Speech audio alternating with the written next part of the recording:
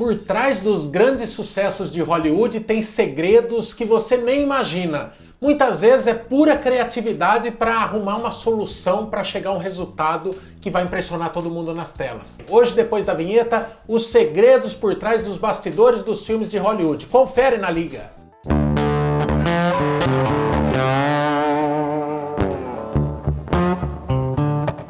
Fala galera, eu sou o Maico, você tá na Liga dos Curiosos. Se é a tua primeira vez aqui, clica em inscrever-se e ativa o sininho para receber notificações de novos vídeos. E deixa o like aí para fortalecer o canal também, tá bom? Hoje a gente vai falar sobre segredos de Hollywood, os bastidores dos filmes. Quando a gente está vendo os filmes, tem coisas que a gente realmente não imagina. Para se fazer um filme, além dos atores principais, é claro que a gente precisa dos figurantes, aquelas pessoas que ficam nos fundos das cenas ali, indo e vindo, criando aquela situação de agitação, ou de estresse, ou de pânico.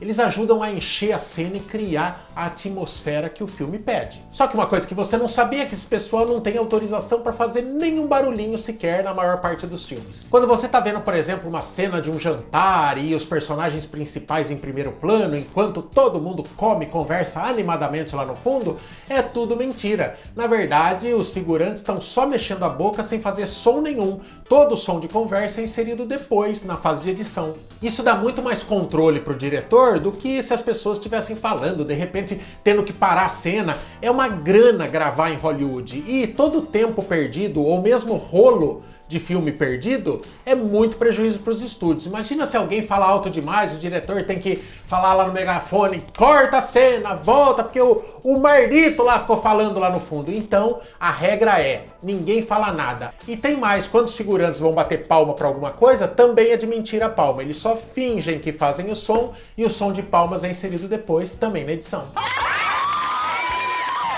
Aliás, os sons e toda essa parte de sonoplastia dos filmes é uma coisa fake que dói. A maior parte dos efeitos sonoros são inseridas sempre depois do filme estar em fase de conclusão, realmente de edição. Nada tem muito efeito prático, por exemplo, assim, um vidro sendo aberto, uma janela sendo quebrada, ou pior, um osso sendo quebrado. Nada está acontecendo de verdade, é tudo inserido depois. E as saídas encontradas pela equipe de sonoplastia para se chegar aos sons perfeitos são bem criativas. Dá uma olhada nesse vídeo, que legal.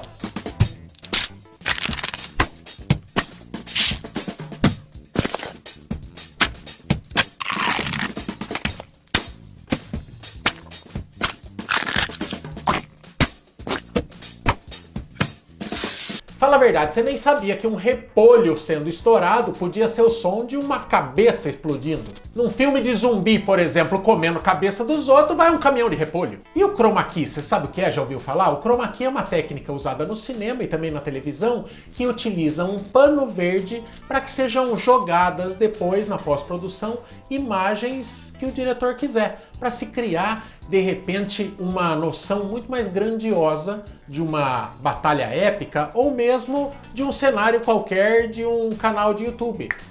Tá vendo? A coisa não é bem como parece. Então, muitas vezes, os atores estão contracenando com coisas que eles estão imaginando que vão ser colocadas depois. Alguns filmes que estouraram nas bilheterias recentemente, por exemplo, Os Vingadores, utilizam o chroma key de ponta a ponta. Dá uma ligada nos bastidores, que legal. Então, muitas vezes, os atores precisam ser realmente atores para contracenar com as coisas que eles não estão nem vendo, só imaginando. Fala a verdade, teve vezes que você perdeu o sono ou mesmo pediu para dormir no quarto da sua mãe e do seu pai, ou no meio da cama lá com eles, depois de ver um filme de terror. Agora, você nunca se perguntou como é que as crianças que protagonizam esses filmes de terror conseguem dormir ou levar uma vida normal depois de ver aquelas coisas tão horrorosas? Afinal de contas, elas continuam sendo criança, né, gente? O que você não sabia é que na maior parte das vezes, essas crianças, os atores mirins, nem sabem que estão participando de um filme de terror. Então, a ideia vendida para essas crianças é mais ou menos que elas estão participando de uma grande brincadeira, de um grande jogo. E tudo aquilo é um grande faz de conta. Então as crianças nunca vão ser realmente informadas que aquela tinta vermelha ou aquele suco de morango que está jogado na roupa delas realmente é sangue depois no filme. E as equipes contam inclusive com psicólogas que vão acompanhando se as crianças não estão sofrendo algum tipo de estresse durante as filmagens. Filme O Iluminado, por exemplo, um clássico dos filmes de terror, tem um ator mirim que ajuda a dar arrepios na gente o filme inteiro, o Danny Lloyd. Ele participa de algumas das cenas mais aterrorizantes do filme.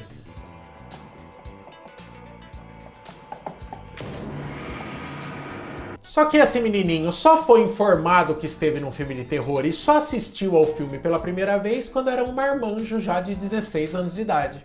A gente sabe que os dublês são fundamentais nos filmes de Hollywood, né? Então eles assumem o papel ali, o lugar dos atores principais quando a coisa fica perigosa para eles não se machucarem. São eles quem assumem o risco. Mas muitas vezes os danos causados à saúde e à integridade física dos atores são bem reais. Foi o que aconteceu, por exemplo, na gravação do Rocky 4. O Sylvester Stallone, que representava o Rocky, e o Dolph Lundgren, que era o ator que fazia o Ivan Drago, queriam dar bastante veracidade para a cena.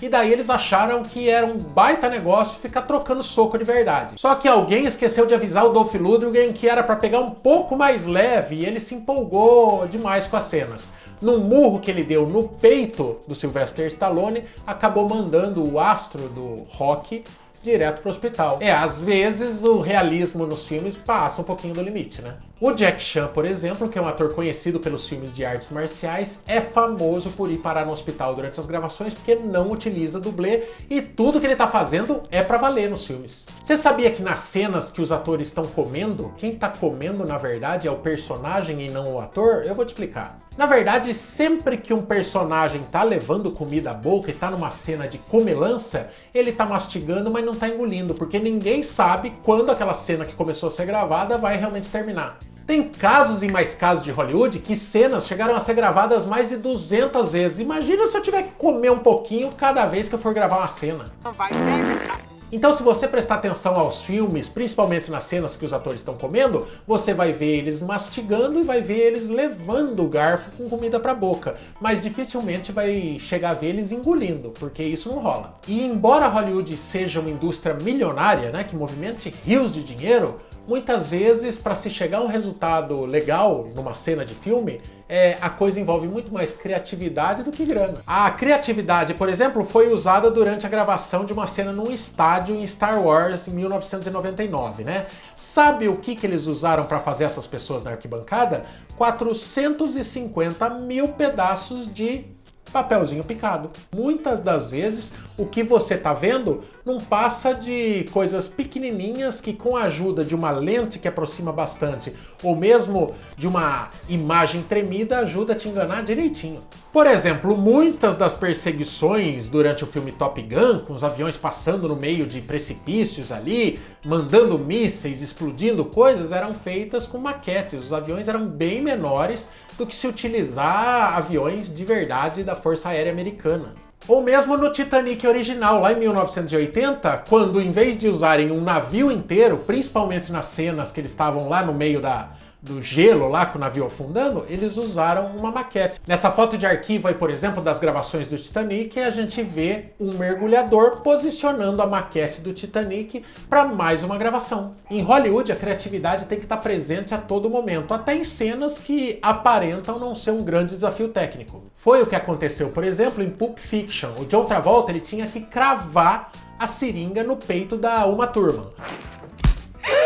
Só que a seringa tinha que ter agulha e o diretor tinha medo que na hora, ali na empolgação, a atriz pudesse se machucar. O que ele fez então foi gravar ao contrário, com o John Travolta puxando a seringa para cima, do peito em direção ao alto. E na hora da edição, a única coisa que o diretor teve que fazer foi rodar a cena ao contrário, inserindo o barulho de pancada da seringa no fim da cena, e isso enganou todo mundo. Mas se às vezes a saída é a criatividade, outras têm que ter muita paciência. Foi o que aconteceu, por exemplo, nas gravações do filme O Náufrago. Wilson! Em algumas cenas, o Tom Hanks ele tá barrigudo, em outras ele tá magro. Essas cenas foram gravadas sem qualquer tipo de prótese ou maquiagem. Então, entre as cenas que ele tava gordo e as cenas que ele tava magro, os diretores do filme tiveram que paralisar as gravações por 1 ano para que o ator conseguisse perder os 22 quilos que precisava. Mas você acha que 1 ano é esperar demais? E se eu te falar que teve filme que demorou 12 anos para ser gravado? O filme Boyhood, que mostra a transição de um menino da infância para adolescente, realmente acompanhou por 12 anos o jovem Elar Coltrane. O diretor e o elenco se reuniam só 4 vezes por ano para pegar os takes e mostrar esse crescimento gradativo. E o mais curioso é que ao longo de 12 anos de gravação, se somadas todas as gravações, deu apenas 39 dias. Aí eles pegaram esse material, editaram o filme e deu bom, né? Porque o filme foi indicado ao Oscar e foi um baita sucesso. E aí, curtiu as curiosidades? Adora cinema? Quer ver outros vídeos com curiosidades sobre os filmes, como as cenas foram feitas? Deixa nos comentários aqui, não esquece de dar o like no vídeo e compartilha o conteúdo da Liga. A gente se vê no próximo vídeo. Falou!